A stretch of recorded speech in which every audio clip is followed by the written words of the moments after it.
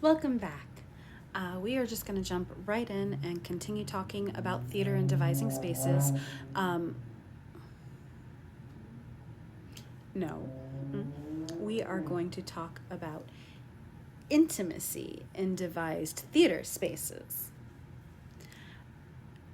I know what I'm talking about, don't you? I mean, have you not been paying attention? Anyway, actually, I was going to take this time to talk to you about the intimacy of ritual in these spaces and how we can build intimacy through ritual in devising spaces. But we can get to that later because this just gave me the opportunity to talk about failure. And as much as I love ritual, and I love ritual, oh, it's yummy, I also love failure because failure is so exciting. Failure is where we grow from. And in devised spaces, it's all about growing. It's like, you start with this seed of an idea for a show or a project, and you come in and you throw stuff at the wall and see what sticks and what doesn't, and it starts to grow and evolve and take its own form, whatever that form may be. Um, but but really though, like, failure is such a maligned thing in our culture and society, making it an inherently vulnerable experience. And so there's intimacy in inviting other people to participate in our failures, witness our failures, experience our failures. Like, it's uncomfortable because, one, it takes a lot of trust to be like, I'm going to pick you up and then drop you. That's a whole thing. And so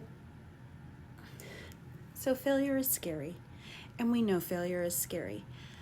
So what does it mean to... So much of the process of devising is just seeing what's a success and what's a failure, to, like, just at its fundamental level. Like, I have this idea. I don't know if it's going to work or not, so I'm just going to present it to my collaborators and see where we go from there. That's terrifying. Even if you're working with people you've been working with forever and you trust. One of the things that was really nice about working with this particular group of collaborators, or being the proverbial, I swear, I'm going through it today, the proverbial fly on the wall for their process, was how open they were with each other and how willing they were to take big risks. It was beautiful.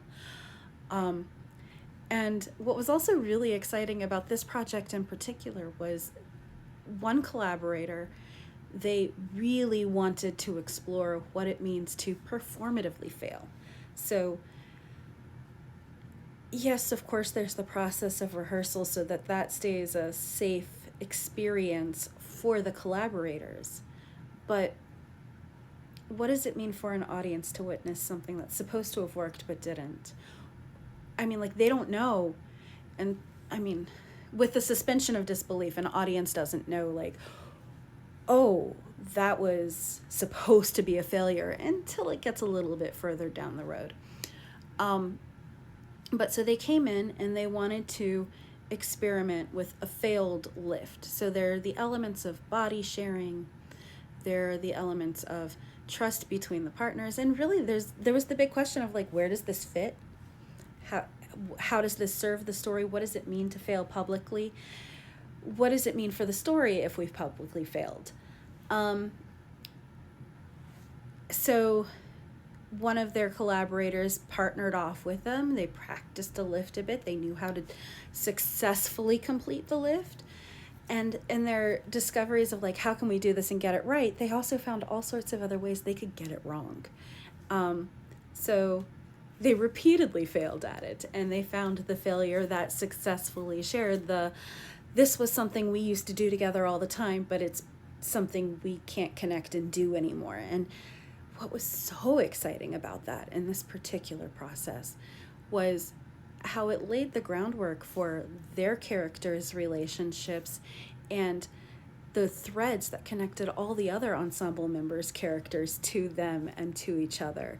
So like through this one act of generous failure, they laid the social network for their piece, which was so freaking cool. And also, you know, a little scary because you don't know what,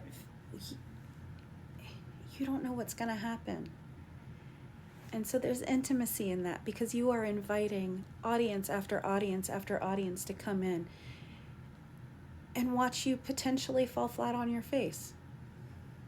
They never fell flat on their face, but, you know, like, proverbially speaking, I can't talk today, apparently. So, on that note, until next time.